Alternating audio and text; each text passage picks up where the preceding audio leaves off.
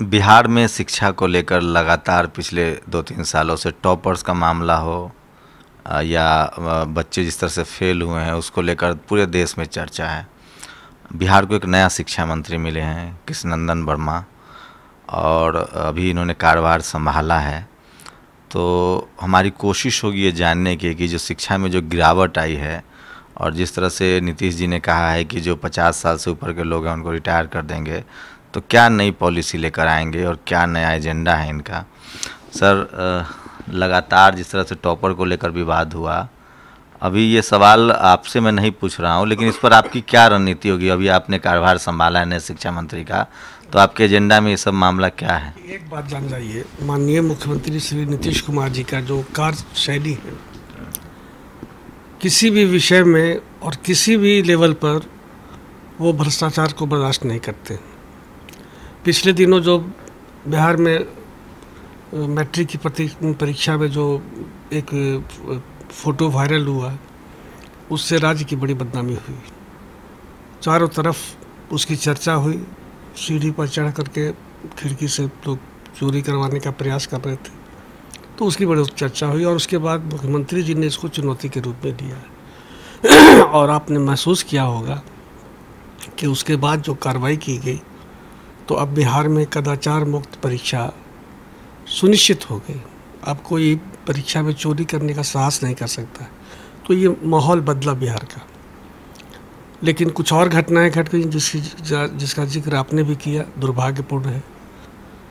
मगर घटना घटी, मुख्यमंत्री जी मर्माहत हुए और त्वरित कार्रवाई करते हुए, बगैर इसकी परवाह करते हुए कि कौन व्यक्ति है, समुचित कार्रवाई की गई।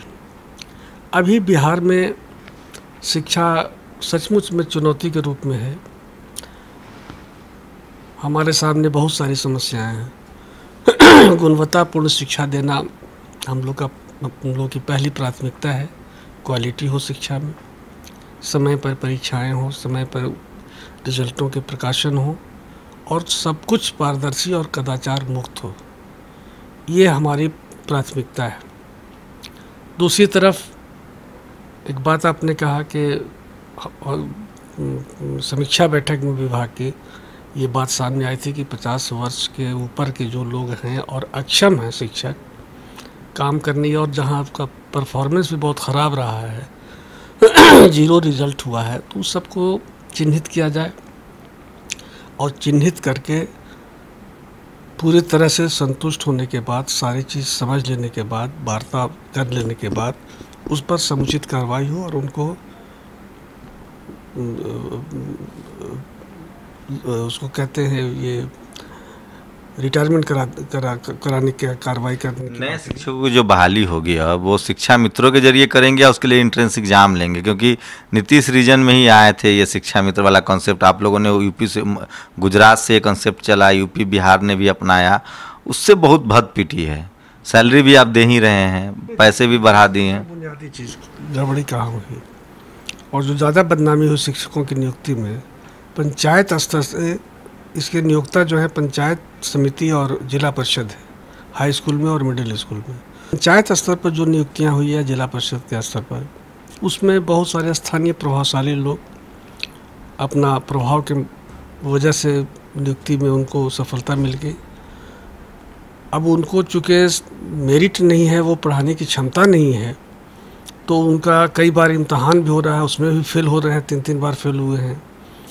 फिर ये जहाँ का ज़ीरो रिजल्ट है और परफॉर्मेंस ठीक नहीं है, तो उनको रिटायरमेंट देने की बात हो रही है। कुछ लोगों ने इसका विरोध भी किया है, लेकिन ये जनतंत्र है और जनतंत्र में शिक्षा का अधिकार है। गरीब के बच्चों को, मध्यम वर्ग के से आने वाले लोगों को, बड़े लोग तो अपना धन काफ़ी उनके पास है, उसके आधार पर वो अपनी शिक्षा अपने बाल बच्चों को बेहतर शिक्षा दिला देते हैं। लेकिन सरकारी विद्यालयों में तो मध्यम वर्गीय, निम्न मध्यम वर्गीय यही लोग पढ़ता है, तो वहाँ अगर क्वालिटी नहीं होगी तो फिर शिक्षा का कोई माने नहीं रह जाता। तो उसके लिए क्या कर रहे हैं, आपका एजेंडा क्या है, कोई रोड मैप बनाया है आपने? अभी वक्त कम है, ये सवाल बहुत आपको लगेगा कि सवाल पूछा जा रहा है, लेकिन क्या रोड मैप है और गुणवत्ता बढ़े इसके लिए क्या करेंगे आप? इसके लिए हम लोग इसकी विस्तृत जानकारी लेकर और इसकी रोड मैप भी हम लोग बनाएंगे। लेकिन मोटा मोटी तौर पर यह निश्चित है कि हम पढ़ाई की जो अभी व्यवस्था है वो बहुत क्वालिटी की उम्मीद इसमें नहीं है। बहुत से शिक्षक की भी क्लास करना नहीं चाहते। बहुत से छात्र लोगों में भी एक भावना है कि कोचिंग में ज़्यादा अच्छी पढ़ाई होती है। सब स्कूल में आते हैं, साइकिल लगाते हैं और चले जाते हैं कोचिंग की तरफ। और कोचिंग की स्थिति ये दुर्भाग्यपूर्ण है कि जहाँ वो जाते हैं वहाँ 500 लड़कों को माइक द्वारा पढ़ाई जाती है। तो कहीं पर भी अच्छी व्यवस्था पढ़ाई की नहीं है। लेकिन अपने विद्यालयों को छोड़ करके छात्र कोचिंग में क्यों जा रहे हैं, ये एक सवाल है। हम लोग इस पर एक रूपरेखा हम लोगों ने तैयार किया है कि हम पहले तो अभी सभी ज़िलों के डीओ को बुला रहे हैं। 11 तारीख को बैठक है। सारी स्थिति की समीक्षा करने के पश्चात हम विद्यालयों के 3 छात्र और 2 छात्राएं और उस स्कूल के हेडमास्टर प्लस एक टीचर और जिला के पदाधिकारी के साथ हम बैठक करने जा रहे हैं। हम सबसे जानना चाहेंगे, छात्रों से भी जानना चाहेंगे क्या बात है, क्यों अपने स्कूल में नहीं पढ़ते हो, क्यों कोचिंग में जाते हो, और शिक्षक से भी उनकी समस्या जानेंगे। तो ये सब देखिए, कहीं हम मान लिए कि प्रशासन के स्तर पर भी, व्यवस्था के स्तर पर भी अगर कोई त्रुटि है तो उसको भी समझने की ज़रूरत है और उसको दूर करने की ज़रूरत है। बिहार इंटरमीडिएट काउंसिल और बिहार जो बोर्ड है, एजुकेशन बोर्ड, उसको लेकर भ्रष्टाचार के लगातार आरोप लगते रहे हैं। आप नए शिक्षा मंत्री के रूप में कोई क्या प्लान है, इसको कैसे सॉर्ट आउट करेंगे? देखिए, भ्रष्टाचार की बात जो आप कर रहे हैं, पहले तो हम संतुष्ट हुए कि भ्रष्टाचार है कि नहीं, और है तो किस स्तर पर है, किस पकड़े गए हैं साहब पिछले 2-3 सालों में। हाँ, तो उसको समझने की ज़रूरत है। अभी हम आए हैं, हम इसको समझेंगे और उसमें क्या करना बेहतर होगा शिक्षा के हित में वो किया जाएगा। लेकिन अभी समझने की ज़रूरत है। जो राज्य सरकार की जो यूनिवर्सिटीज़ है उसमें भर्ती को लेकर सवाल उठा रहे हैं कि उसमें आरक्षण का इम्प्लीमेंटेशन नहीं हो रहा है। इस पर क्या कोई ध्यान देंगे आप? टीचिंग में नहीं, हाँ, जो प्रोफेसरों की नियुक्ति हो रही है, लेक्चरर्स की नियुक्ति हो रही है, उसमें नहीं। तो ये समझने की ज़रूरत है। हमारे पास अभी 2-4 दिन हम आए ही हैं इस विभाग में। हम इसको जान लेते हैं, समझ लेते हैं कि आरक्षण की क्या स्थिति है, आरक्षण के नियमों का पालन हो रहा है कि नहीं, इसको हम समझ लेते हैं। उसके बाद हम अपना रिएक्शन देंगे। मोटा एजेंडा क्या है, क्योंकि अशोक चौधरी पर बड़े आरोप लगे हैं, क्या उसकी भी जांच करवाएंगे? और क्या मुख्य एजेंडा है जिस पर आप अब काम करना शुरू कर चुके हैं? नहीं, किसी पर आरोप की जांच हम कराने के पहले हम संतुष्ट होंगे। किसी के कहने से कोई बात थोड़ी होगी। हम लोग देखेंगे कि क्या आरोप है, आरोप में दम है कि नहीं। एक तो होता है राजनीति के तहत भी आरोप लगते हैं, लेकिन हम इसको समझेंगे, उसके बाद ही हम इस पर कुछ बोल सकते हैं। ये सरकार पॉलिटिकल वेंडेटा से कोई काम नहीं करेगी, राजनीतिक दोष से कोई काम नहीं करेगी। नहीं, जनहित में, शिक्षा के हित में, गरीबों के हित में फैसले लिए जाएंगे। ऐसा कुछ नहीं, राजनीतिक दोष से कोई काम नहीं किया जाएगा। सर, स्कूलों का इंफ्रास्ट्रक्चर एक समस्या आज भी है, उसको लेकर मतलब ये नेशनल दस्तर की गुजारिश है कि देखिए जाके स्कूलों को जो है। तो आप अगर गाँव में गए होंगे, जब हम लोग पढ़ते थे तब का स्कूल को अगर याद करें हम लोग, कि फूस का, खपड़ा का, कच्चा दीवार, ज़मीन पर बोरा बिछा करके बैठते थे हम लोग। आज आप गांव में जाइए, आपको लाल रंग की जो बिल्डिंगें मिलेगी, वो समझ जाइए कि वो स्कूल है। नहीं सर, प्राइवेट सेक्टर के स्कूलों देखिए ना, गांव में खुल गए हैं। टीचर की तनख्वाह वहाँ 5,000 है। प्राइवेट सेक्टर के स्कूल में बिल्डिंगें बना देते हैं, वो टीचर को 5,000 रुपये देते हैं। लेकिन सरकारी स्कूल में 35,000 40,000 रुपये तनख्वाह मिल रही है। लेकिन परफॉर्मेंस की बात करें तो वो डल होता जा रहा है। तो टीचर्स पर कैसे काम किया जाएगा? क्योंकि समझने की ज़रूरत है। निजी क्षेत्र में जो लोग भी स्कूल चला रहे हैं, और वो उनका मैंने सब कुछ की बात हम नहीं करते, लेकिन जनरल में उनका दृष्टिकोण व्यावसायिक होता है।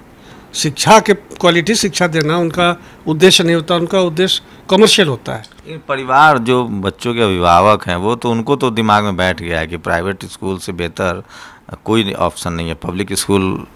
देखिए, थोड़ी सी बात है समझने की। हम सरकारी विद्यालयों में जो कहीं भी कुछ प्रॉब्लम है या कुछ हमारे शिक्षकों में कमी है, व्यवहार में कमी है, डिवोशन नहीं है, तो इसको तो बातचीत के माध्यम से ठीक किया जा सकता है। और इसको हम ठीक कर लें तो हमारे बच्चे क्यों जाएंगे वहाँ प्राइवेट में? स्कॉलरशिप को लेकर पिछली सरकार, अभी जो 2 साल से आप लोग की सरकार चल रही थी, बहुत सवाल उठे कि जो SC ST के स्कॉलर हैं, स्कॉलरशिप है, उसको इम्प्लीमेंट वो नहीं बट रहा है। समीक्षा बैठक में इस पर चर्चा हुई थी और इसके लिए कारगर कदम उठाए जाएंगे बहुत जल्द। एक सवाल सर, वो राजनीतिक सवाल है, जो आप लोग सरकार में थे RJD के साथ, अब BJP के साथ हैं, ऐसी क्या बात हुई कि इतना बड़ा फैसला तुरंत लेना पड़ा आनन फानन में नीतीश जी को, क्योंकि आप नीतीश जी के करीबी लोगों में से हैं? देखिए, ये सब बात जो है उच्च स्तरीय है और हमारे जैसे लोग इस पर कोई बात नहीं कर सकते। जो आप सोचते हैं वैसा ही हम भी सोचते हैं, लेकिन क्यों कैसे फैसला लिया गया, ये फैसला लेने का अधिकार हमारे नेताओं को है, हमारे जो लीडर हैं उनको है, और उन्होंने जो उचित समझा निर्णय लिया है, हम सब उस निर्णय के साथ हैं। आपकी पार्टी के सारे विधायक एकजुट हैं? मतलब जो अफवाहें उड़ रही है इस तरह के, वैसे कुछ नहीं? क्यों, सत्ता पक्ष से कोई क्यों अलग जाएगा, अपनी सदस्यता गंवाएगा? सारे विधायक हम लोग एकजुट हैं, बल्कि और दूसरे जगह से आमद की संभावना है। जदयू में तो सब पूरी तरह से इंटैक्ट है, कोई सवाल नहीं पैदा होता। नीतीश जी को लेकर पूरे देश में 2 तरह की बातें हो रही हैं। अब उनको कहा जा रहा है कि उन्होंने अलायंस करके चुनाव लड़ा BJP के साथ, BJP को छोड़ दिया, RJD के साथ चुनाव लड़ा है। नहीं, BJP को भी उन्होंने एक बार अलायंस में चुनाव लड़े थे, वो उसमें वहाँ विवाद हुआ जीतन राम मांझी के बाद, फिर उनसे अलग हुए। RJD ने बाहर से सपोर्ट किया, फिर RJD से अलायंस करके चुनाव लड़ा, फिर अब उससे बाहर हो गए। तो अब नीतीश जी का क्या स्टैंड रहेगा ऐसे? देखिए, राजनीतिक में परिस्थितियाँ होती हैं, परिस्थितियाँ जैसी पैदा होती हैं, परिस्थितियों की जो मांग होती है, इंसान को वैसा आचरण करना पड़ता है। कुछ परिस्थितियाँ ऐसी आई होंगी जिस पर ये इस तरह की काम करना पड़ा, और ये तो होता ही है। पिछली बार जो जनादेश का रोना रो रहे हैं, पिछली बार तो BJP के साथ जनादेश था, तो फिर राजद के साथ हम लोग का गठबंधन हो गया था। तो परिस्थितियाँ जैसी उत्पन्न होती है, मांग क्या है परिस्थिति का, क्या उचित होगा राज्य हित में, इसको प्राथमिकता दी जाती है निर्णय से पहले। वर्मा जी, एक आखिरी सवाल कि जो हालात हैं अभी बिहार में, राजनीतिक हालात बदलते रहते हैं, वो चलता रहता है। आपके केंद्रीय नेता कुछ नाराज चल रहे हैं, शरद यादव, अली अनवर, इस सब को लेके पार्टी में कोई बातचीत हो रही है? तो चलता रहता है, सब थोड़ी बहुत नाराजगी बात, सब एक जगह हैं, सब एकजुट हैं, विचारों में कोई नहीं परिवर्तन नहीं है। थोड़ा बहुत रिएक्शन है, वो सब ठीक हो जाएगा। 19 को बैठक है, सब लोग रहेंगे, सब जदयू एकजुट रहेगा। तो ये थे बिहार के नए शिक्षा मंत्री। वर्मा जी का कहना है कि वो जो मूलभूत ढांचा है उसमें भी सुधार पर बात करेंगे, और जो रिजल्ट में जो गिरावट आई है उस पर उनका एजेंडा है कि वो उसको ध्यान देंगे। नए शिक्षा मंत्री बने हैं, अभी वक्त नहीं है उतना कि आप बहुत सारे सवाल पूछ सकें, लेकिन इनके जवाबों से ये लगता है कि इनको जानकारी है कि पिछले जो शिक्षा मंत्री थे उन पर गंभीर आरोप भी लगे हैं। मत सही है, हमको कोई जानकारी इस तरह की नहीं, मेरे नॉलेज में कोई इस तरह की बात नहीं आई है। आएगी तो हम इस पर रिएक्शन देंगे। तो ये हैं, किसी तरह के विवाद से बचना चाहते हैं, और जो नए शिक्षा मंत्री उनका पूरा फोकस जो है वो जो स्कूली ढांचा उसको ठीक किया जाए, शिक्षा का जो स्तर गिरा है उसको ठीक किया जाए, और भ्रष्टाचार के किसी भी स्तर के भ्रष्टाचार के खिलाफ है। कैमरा नितिन के साथ शंभू कुमार सिंह, नेशनल दस्तक, पटना।